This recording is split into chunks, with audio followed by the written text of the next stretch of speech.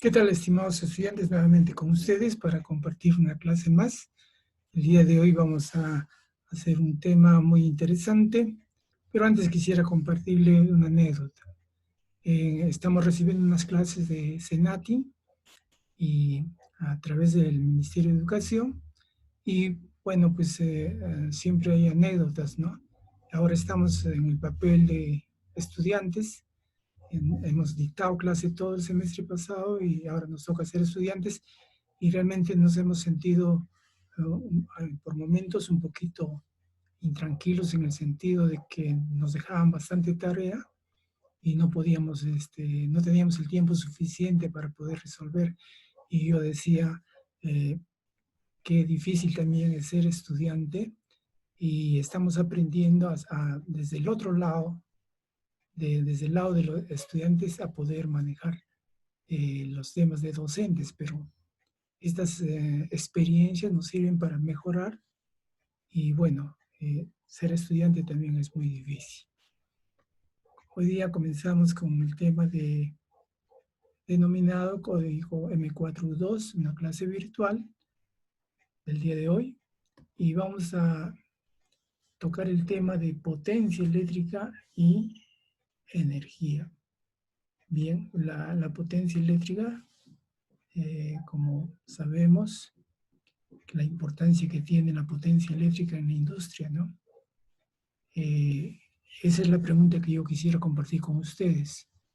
Eh, ¿Por qué es importante la potencia? ¿Por qué se estudia con mucho fervor, digamos, este tema de potencia eléctrica en nuestra carrera profesional? Voy a preguntarles a ustedes unas opiniones. Muy bien, después de las opiniones que han dado ustedes, podemos ver que todos coincidimos en que la potencia eléctrica es el dato fundamental, ¿no?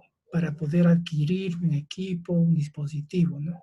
Siempre nos van a preguntar de qué potencia necesitamos. Y entonces esta potencia eléctrica está dada en watts. Entonces, sí, o también otras unidades, caballos de fuerza. Cuando vamos a comprar un motor, siempre la pregunta es, ¿de qué potencia desea adquirir? Entonces podemos decir un caballo, 2 caballos, 3 caballos de potencia, ¿no? O si no, en vatios.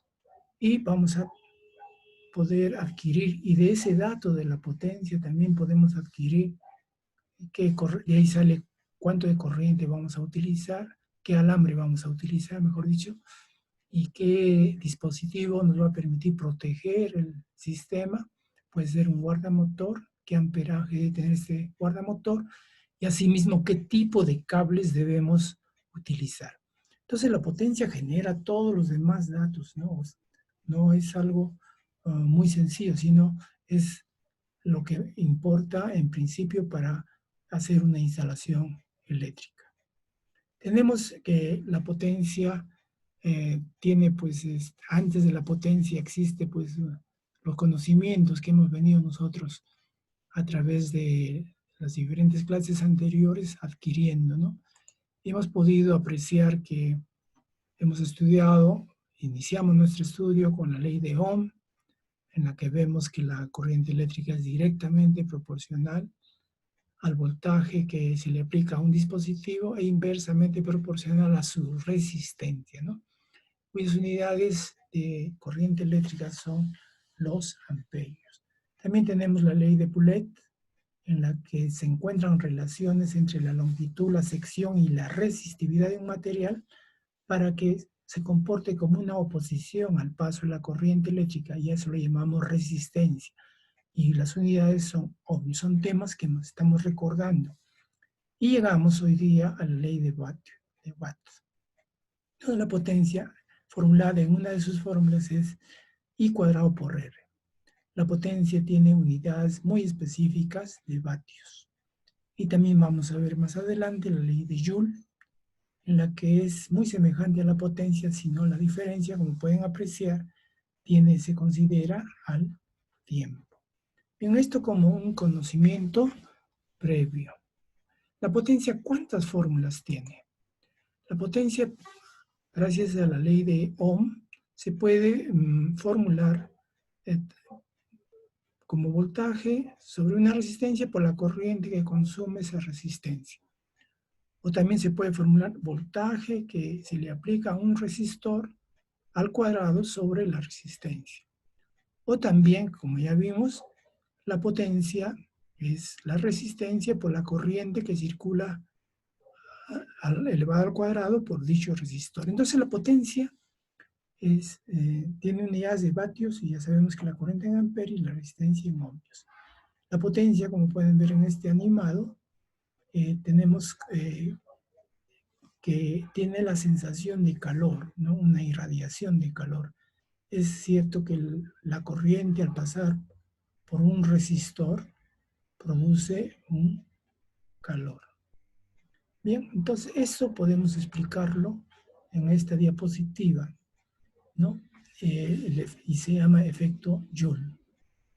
Cuando los electrones viajan, ¿no? Y a eso le llamamos corriente eléctrica, un flujo de electrónicos viajan en el tiempo y a una gran velocidad, cercana a la velocidad de la luz, se estrellan con los átomos, ¿no? No tienen el camino libre. Si tuvieran el camino libre no habría ningún problema, ¿no? Serían muy conductores los cables que se usan. Pero al estrellarse con los átomos, producen, toda colisión produce una energía, ¿no? Una energía que se transforma en calor. Muy bien, entonces debido a eso se produce calor y a eso se le llama efecto Joule. Toda corriente que circula por un conductor va a producir calor, ¿no? Hoy en día este tema de bajar el calor lo están viendo, lo vamos a los científicos, para permitir la superconductividad en la que no se está logrando que cuando los átomos no tengan mucha movilidad, los electrones pasen fácilmente. Bien, pero normalmente los electrones al estrellarse contra los átomos generan una energía que se pierde en forma de calor, ¿no? A eso se le llama el efecto Joule. Bien, entonces por ello aprovechamos este fenómeno, ¿no? Miren ustedes, ahí tienen un calentador que aprovechamos que la corriente genera calor para que podamos nosotros calentar una resistencia y que produzca calor en días muy friolentos, ¿no? Pero la potencia que multiplicada por el tiempo ya adopta características de energía eléctrica. En este caso la energía Q es I cuadrado por R por T. Entonces, eso es la energía. Si el T es muy extenso, digamos, bastante tiempo se toma para hacer funcionar, digamos, este calentador, entonces diríamos, estamos consumiendo bastante energía eléctrica, ¿no? Entonces pueden apreciar que tenemos estas propiedades de calentamiento y para nosotros, para poder comprobar temas de potencia, vamos a armar en la parte ya práctica pequeños circuitos con resistores de cerámicos y resistores de carbón, pequeñitos como pueden apreciar en 1/4 de vatio, medio vatio, 1 vatio, 5 vatios y hasta 15 vatios, ¿no? Aquí pueden apreciar, ya los conocemos nosotros, los resistores de carbón. ¿Qué pasa si uno tiene bastante corriente, va a tener bastante potencia? Y si el resistor es también de elevado valor, va a disipar una potencia muy alta. Entonces, hasta tal punto que se puede deteriorar. Entonces, hay que tener mucho cuidado en la potencia. Por eso cuando uno va a comprar resistores, le preguntan de qué potencia quiere, ¿no? Si es bastante la potencia, tengo que adquirir estos resistores grandes. Bien, entonces ahora sí ustedes tienen que entrar en acción. Luego de esta pequeña introducción, van a armar unos circuitos, 2 circuitos que tienen ahí puestos en el protobar un circuito de mayor potencia y uno de baja potencia, para que puedan, alimentados con la fuentecita que tienen ustedes, puede hacerse un pequeño experimento para calcular la potencia que disipa cada uno de estos resistores y ver que la potencia en los resistores de carbón son valores muy bajos y la potencia en los resistores de cerámicos son mucho más altos. Entonces, tenemos que estos circuitos tienen ustedes a la mano derecha las imágenes de los circuitos para que puedan ustedes trabajar en sus casas. Ya todos tienen sus protobares. Y ya tienen sus fuentes de celular con 5 voltios alimentados con 5 voltios. Bien, entonces ahí están los valores, ¿no? Vamos a realizar una autoevaluación que se les va a hacer llegar a sus correos electrónicos un cuestionario para que después que ustedes hayan realizado los experimentos puedan contestar, ¿no? Y eso es todo. Muchas gracias. Y seguimos continuando. Después en el foro pueden poner todas las inquietudes que ustedes tienen para poder ser absueltas. Estamos en una fase asíncrona, le llamamos nosotros, para que pueda absolverse todas las preguntas en el foro.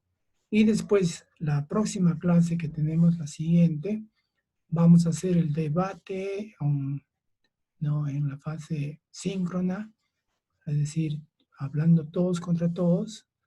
Vamos a hacer el debate de todo lo que ustedes han investigado, todo lo que ustedes las dudas que han tenido, vamos a disipar todas esas dudas. Muy bien, muchas gracias por su atención por el día de hoy y seguimos la próxima clase.